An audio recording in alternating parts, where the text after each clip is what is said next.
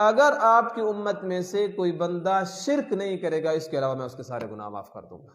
اللہ تعالیٰ نے نبی علیہ السلام کے ساتھ یہ وعدہ کیا ہے۔ یہ وعدہ اللہ اور اس کے نبی کے درمیان ہو رہا ہے، تو یہ بہت بڑا انعام ہے، اعزاز ہے ہمارے لیے، بہت بڑی نعمت ہے اللہ تعالیٰ کی طرف سے، شفقت ہے، مہربانی ہے، رحمت ہے اللہ تعالیٰ کی طرف سے۔ لیکن کاش ہم اس اللہ تعالیٰ کی نعمت کی لاج رکھتے۔ الحمدللہ وحدہ والصلاة والسلام علی من لا نبی بعدہ، اما بعد فاعوذ باللہ من الشیطان الرجیم، بسم اللہ الرحمن الرحیم۔ فتلقى آدم من ربه كلمات فتاب عليه إنه هو التواب الرحیم۔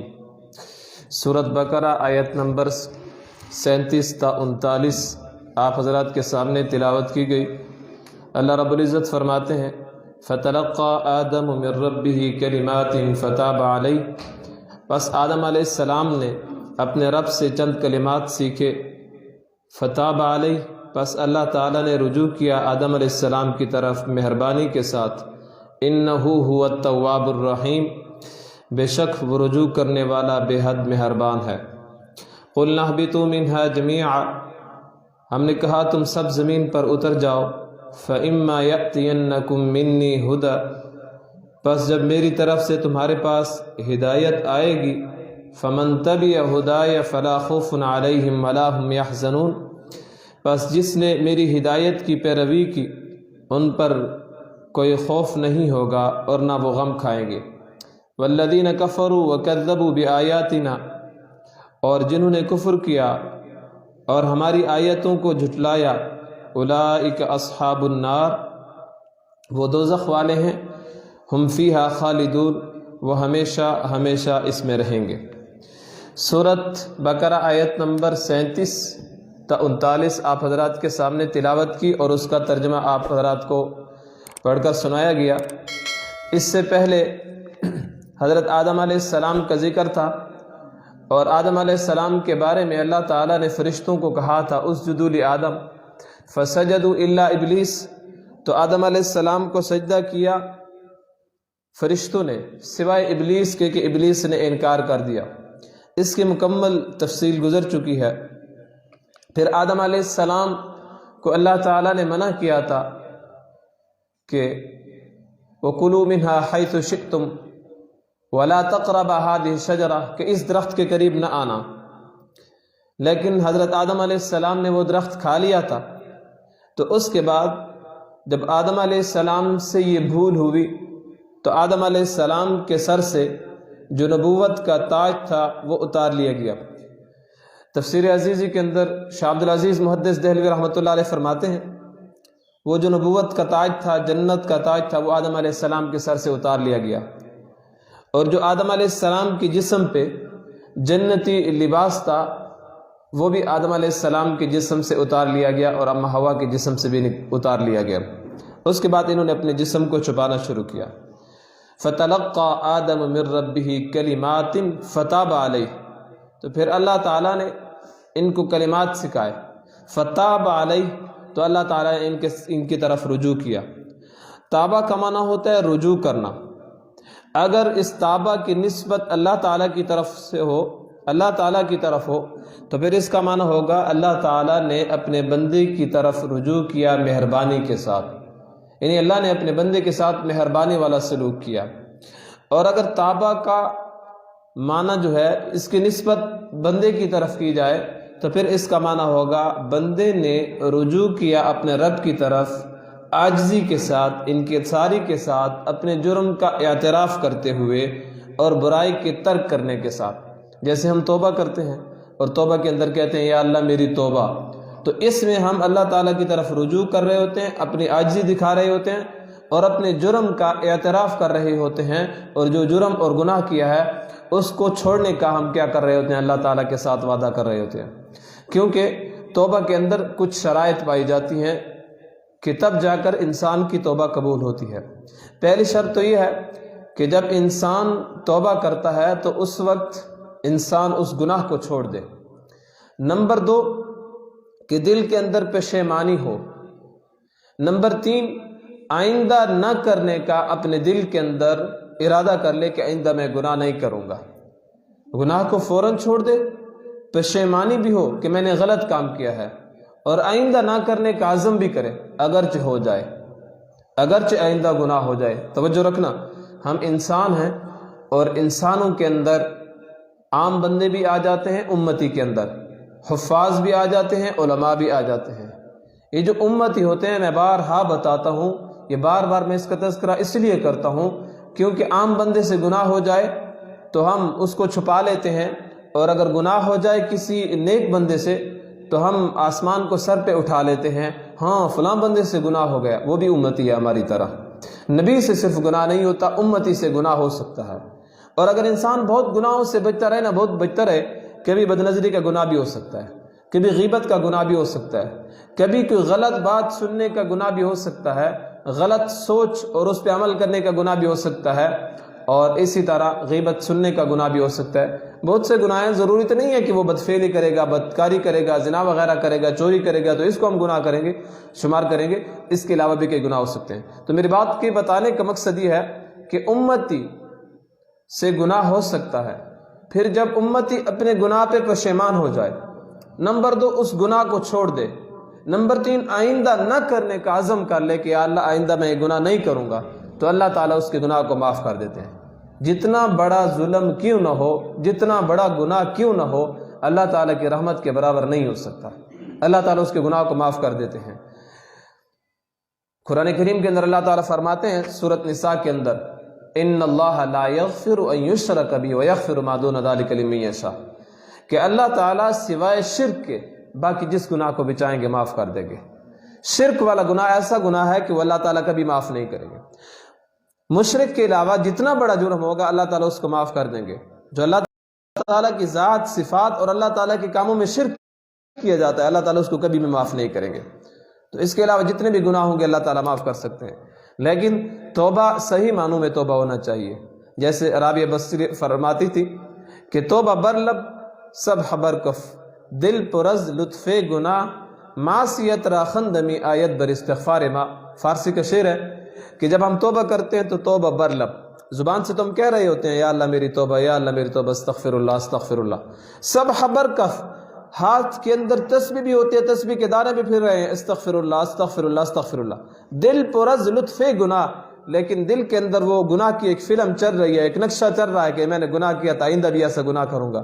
معصیت را خندمی آیت بر استغفار ما، یہ جو ہم توبہ کر رہے ہیں، اس توبہ کو بھی ہماری توبہ پہ کیا آتی ہوگی؟ ہنستی آتی ہوگی کہ یہ کیسی توبہ ہے، دل کے اندر تو دوبارہ گناہ کا ارادہ کیے ہوئے ہے۔ تو گناہ کو چھوڑ دینا، آئندہ نہ کرنا، پشیمان ہونا، یہ چیز ہے۔ اگرچہ دوبارہ گناہ ہو جائے، دوبارہ گناہ ہو گیا، پھر یہی 3 شرطیں ہونی چاہیے، پشیمان ہو جاؤ، گناہ کو چھوڑ دو، آئندہ نہ کرنے کا پکا ارادہ کرو کہ میں آئندہ نہیں کروں گا، پھر ہو جائے، پھر یہی 3 شرطیں۔ آپ توبہ کرتے کرتے تھک جاؤ گے، لیکن اللہ تعالیٰ کی ذات معاف کرتے کرتے نہیں تھکتی، اللہ تعالیٰ معاف کر سکتے ہیں جتنے بھی بڑے گناہ ہو جائیں۔ نبی کریم صلی اللہ علیہ وسلم جب معراج پہ گئے تو اللہ تعالیٰ کے ساتھ جب نبی کریم صلی اللہ علیہ وسلم کی ملاقات ہوئی تو اللہ تعالیٰ نے نبی کریم صلی اللہ علیہ وسلم کو خصوصی طور پر 3 تحفے دیے تھے، توجہ رکھنا۔ نمبر 1 50 نمازوں کا تحفہ، جو کہ 5 نمازوں میں کنورٹ ہو گیا، تبدیل ہو گیا، اور ثواب یہی 50 نمازوں کا ملے گا۔ نمبر 2 سورۃ بقرہ کی آخری 2 آیاتیں، آمن الرسول بما انزل الیہ من ربی سے لے کر آخر تک، یہ 2 آیاتیں، یہ 2 آیاتیں حدیث شریف کے اندر آتا ہے کہ جو بندہ رات کو سونے سے پہلے سورۃ بقرہ کی آخری 2 آیاتیں پڑھ لے تو اس کو تہجد کی نماز پڑھنے کا ثواب ملے گا، اور ایک روایت کے مطابق اس کو ساری رات کی عبادت کا ثواب ملے گا۔ یہ 2 آیاتیں ہیں، آپ دیکھ کر بھی پڑھ سکتے ہیں، زبانی بھی پڑھ سکتے ہیں آیات پہ۔ تو یہ دوسرے انعام، اور تیسرا انعام جو اللہ تبارک و تعالیٰ نے نبی کریم صلی اللہ علیہ وسلم کو دیا، وہ بہت بڑی خوشی کی بات ہے میرے اور آپ کے لیے، کہ اللہ تعالیٰ نے نبی علیہ السلام کے ساتھ وعدہ کیا، اور یہ وعدہ اللہ کا تھا، انسانوں والا وعدہ نہیں تھا جو ہم وعدہ کرتے ہیں پھر وعدہ بھول جاتے ہیں، کہ اگر آپ کی امت میں سے کوئی بندہ شرک نہیں کرے گا، اس کے علاوہ میں اس کے سارے گناہ معاف کر دوں گا۔ اللہ تعالیٰ نے نبی علیہ السلام کے ساتھ یہ وعدہ کیا ہے، یہ وعدہ اللہ اور اس کے نبی کے درمیان ہو رہا ہے، تو یہ بہت بڑا انعام ہے، اعزاز ہے ہمارے لیے، بہت بڑی نعمت ہے اللہ تعالیٰ کی طرف سے، شفقت ہے، مہربانی ہے، رحمت ہے اللہ تعالیٰ کی طرف سے۔ لیکن کاش ہم اس اللہ تعالیٰ کی نعمت کی لاج رکھتے۔ تو میں بارہا کہتا ہوں، گناہ ہو جائے فوراً توبہ کرو، فوراً توبہ کرو، جس وقت بھی گناہ ہو جائے۔ ہو سکتا ہے، میں نہیں کہتا کہ ہم پاک ہیں یا فلاں بندہ پاک ہے، جس وقت گناہ ہو جائے فوراً توبہ کرو، جس جگہ پہ گناہ ہو جائے اسی جگہ پہ توبہ کرو۔ کل قیامت کے دن یہی زمین کا ٹکڑا اگر ہمارے خلاف گواہی دے گا نا تو یہی زمین کا ٹکڑا ہمارے حق میں گواہی بھی دے گا کہ یا اللہ اس نے توبہ کی تھی۔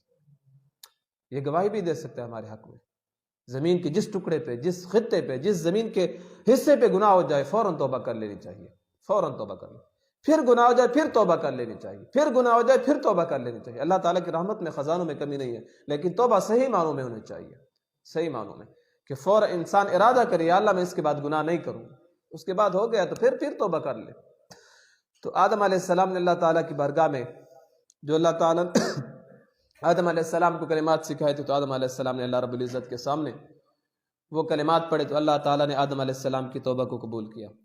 اس کی تفصیل میں پچھلے درس میں بیان کر چکا ہوں کہ آدم علیہ السلام کا گناہ نہیں تھا، آدم علیہ السلام سے یہ بھول ہوئی تھی اور اسی بھول پہ آدم علیہ السلام توبہ مانگ رہے تھے، گناہ نہیں تھا، نبی سے گناہ نہیں ہوتا، یہ آدم علیہ السلام کی بھول تھی، اور بھول سے اللہ تعالیٰ سے وہ اتنی کیا کر رہے تھے، اللہ تعالیٰ کی اپنے پیغمبروں سے جو محبت ہوتی ہے اور پیغمبروں کو اللہ تعالیٰ سے جو لگاؤ ہوتا ہے یہ آپس میں عشق کا معاملہ ہوتا ہے، اس لیے آدم علیہ السلام اس بات پہ بھی اللہ تعالیٰ سے توبہ کر رہے تھے، اور اللہ تعالیٰ نے بھی آدم علیہ السلام کی اس چھوٹی سی بھول پہ بھی پکڑ کی۔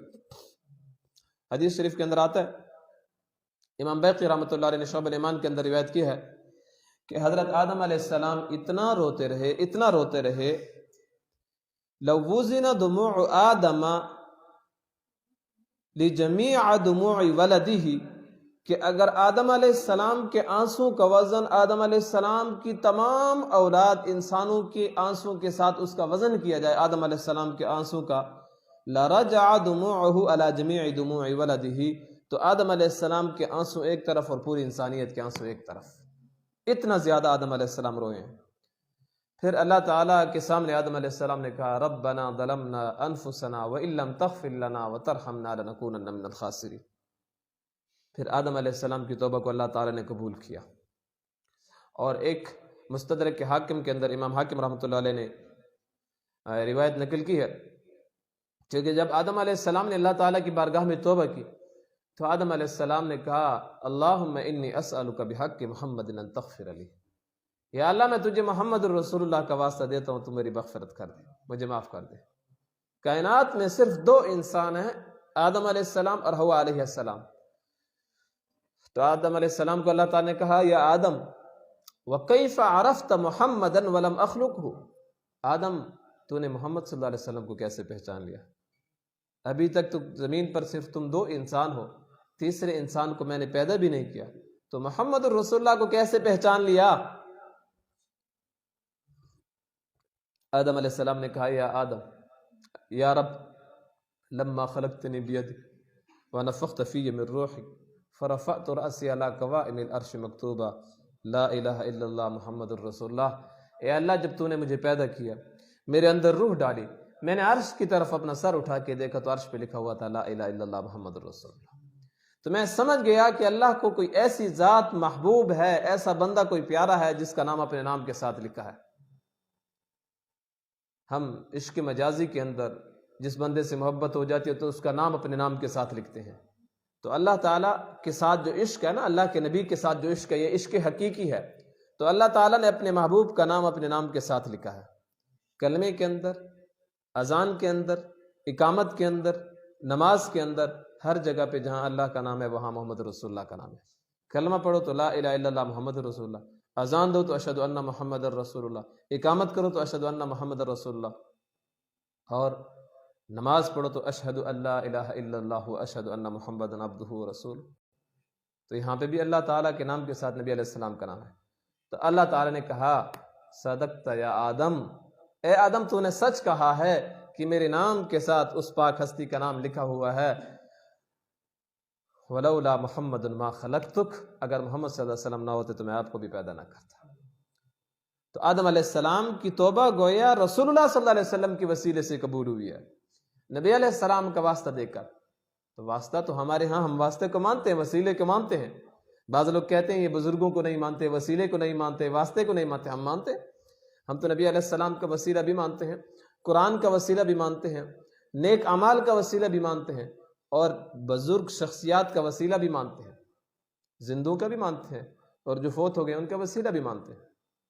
لیکن وسیلے میں اور شرک میں فرق ہے۔ وسیلہ یہ ہے کہ یا اللہ تیرا یہ نیک بندہ تھا، اس کی نیک عبادات تیری بارگاہ میں قبول تھی، اس کی وجہ سے میری دعا قبول فرما۔ اور شرک یہ ہے کہ قبر پہ جا کر اس بندے سے مانگنا۔ ان دو باتوں میں زمین اور آسمان کا فرق ہے۔ تو وسیلہ دینا جائز ہے، وہ رسول اللہ صلی اللہ علیہ وسلم کا وسیلہ بھی دیا جا سکتا ہے، اپنے نیک اعمال کا وسیلہ بھی دیا جا سکتا ہے، اپنے نیک اعمال کا۔ میں بطور ترغیب پیدا کیا ہے، تجربہ کیا ہے۔ ایک مرتبہ مدرسے کے ایک طالب علم تھا، تو اس نے مجھے ایک میموری کارڈ دیا کہ اس کے اندر کچھ بیانات اور کچھ نعتیں وغیرہ ڈال کر مجھے دے دینا۔ تو میں نے وہ لے لیا اور اپنے جیب کے اندر رکھ دیا۔ یہ جو چھوٹا لفافہ ہوتا ہے آدھے پاؤ والا، کلفیوں والا، اس کے ساتھ وہ بندھا ہوا تھا۔ تو میں گیا وہاں پہ کچھ پریکٹس وغیرہ کرنے کے لیے، کھیل کے لیے۔ یہ تقریباً 2-3-4 سال پہلے کی بات ہے، شاید اس سے بھی زیادہ ہو۔ جب واپس آیا تو میرے جیب کے اندر جو سامان تھا وہ رومال کے اندر بندھا ہوا تھا، جس کے اندر بٹوا وغیرہ، موبائل وغیرہ، یہ ساری چیزیں تھیں۔ اور وہ اس کا جو میموری کارڈ تھا وہ الگ طور پر لفافے کے اندر بندھا ہوا تھا، چھوٹا سا لفافہ تھا، وہ بھی اس کے ساتھ تھا۔ جب میں نے وہ سامان اپنے رومال سے نکالا اور جیب میں ڈالا نا، تو مسجد کے دروازے کے ساتھ وہ میموری کارڈ مجھ سے گر گیا۔ اب اسی رات آندھی بھی آئی اور بارش کی بوندیں بھی ہوئی۔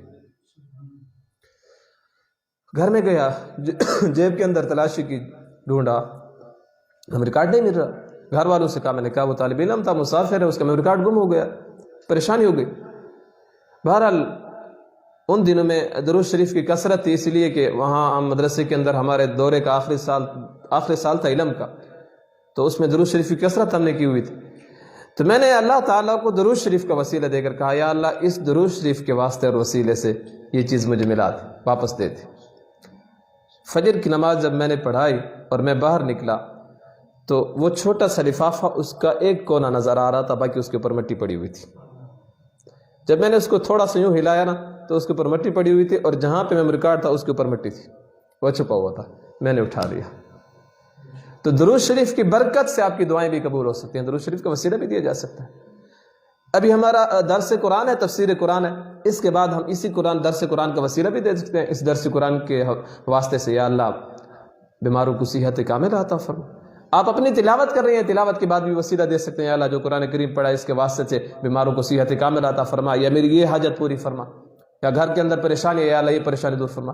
تلاوت تو آپ روزانہ کرتے ہیں، جو طالب علم ہوتے ہیں مدرسے کے اندر روزانہ پڑھتے ہیں۔ یہاں پہ درمیان میں ایک اور مسئلہ بھی ضمناً بتا دوں۔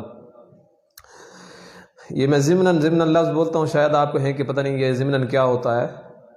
ضمناً کا مطلب ہے کہ اس کے ساتھ ساتھ ملتا جلتا درمیان میں اضافی مسئلہ آپ کو بتا دوں۔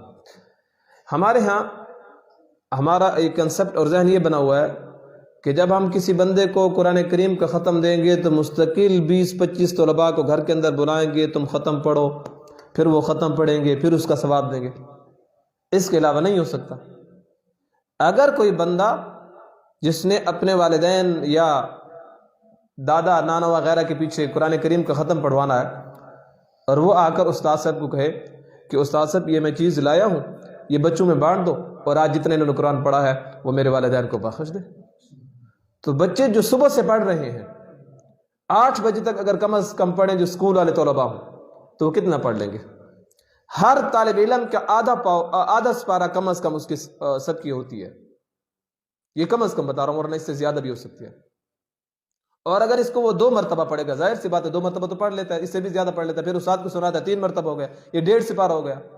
اس اعتبار سے اگر 15 طلباء بھی ہوں تو میرے خیال میں وہ 45 سپارے بن جائیں گے قرآن کریم کے، 45 سپارے۔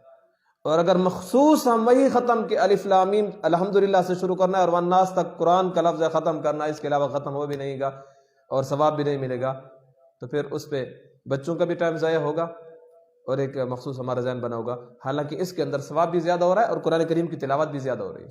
ہاں، گھر کے اندر آپ بیٹھ گئے تو پڑھ سکتے ہیں، اس سے میں منع نہیں کر رہا کہ پورا قرآن ختم نہیں کرنا چاہیے، لیکن ذہن بنا لینا چاہیے کہ یہاں پہ جو تلاوت ہو رہی ہے اس کا بھی ثواب ہوتا ہے۔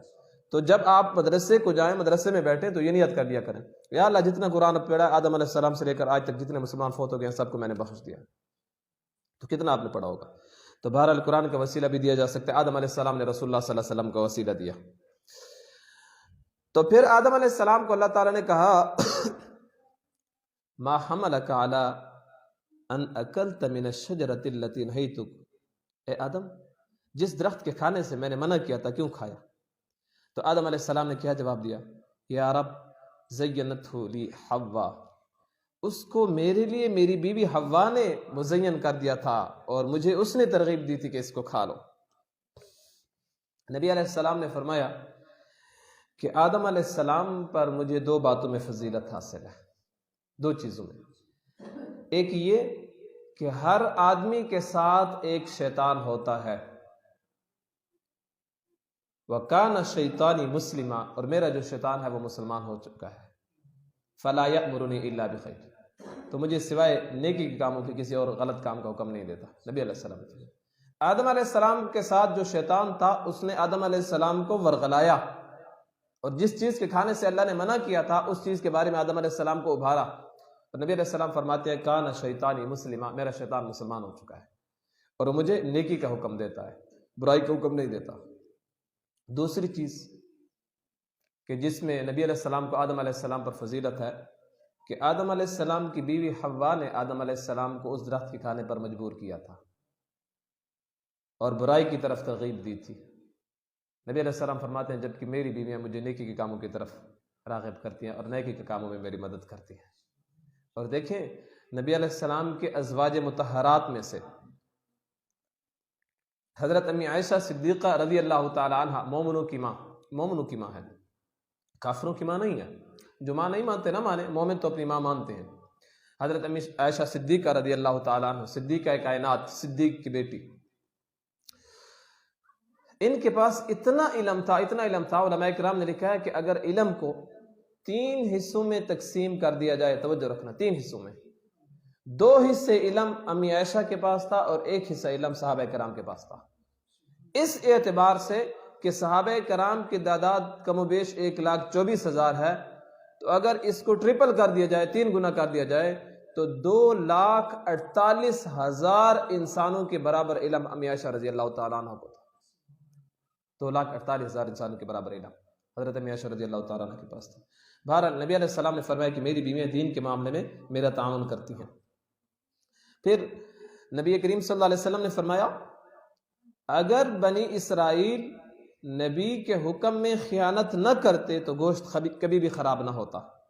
یہ بنی اسرائیل پر جو من و سلوہ نازل ہوتا تھا، صبح اور شام ان کو جو مفت میں کھانا ملتا تھا، تو انہوں نے ذخیرہ کرنا شروع کر دیا۔ نبی علیہ السلام نے فرمایا اگر یہ ذخیرہ نہ کرتے تو آج تک پھر گوشت خراب نہ ہوتا۔